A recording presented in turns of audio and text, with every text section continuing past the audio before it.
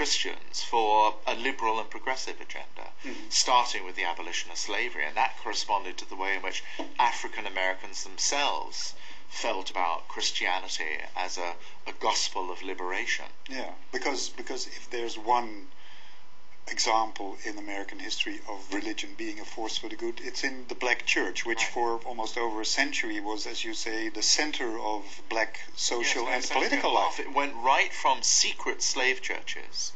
These were churches that the people who owned slaves on plantations were very anxious about the gospel making no distinction between different people of color, even anxious about teaching the Bible to slaves, because actually once they learn to read, they might be open to seditious notions that they might actually be free. So they supplied the plantations with their own so-called white, Christian missionaries, and there were particular churches and particular doors to white churches they had to use.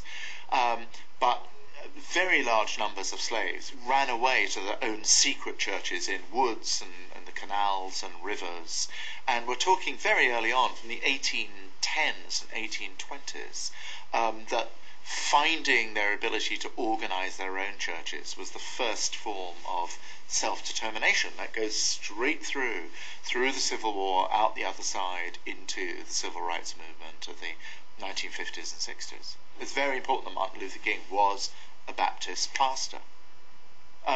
Religion in the South in particular was a religion of two kinds of defeated people.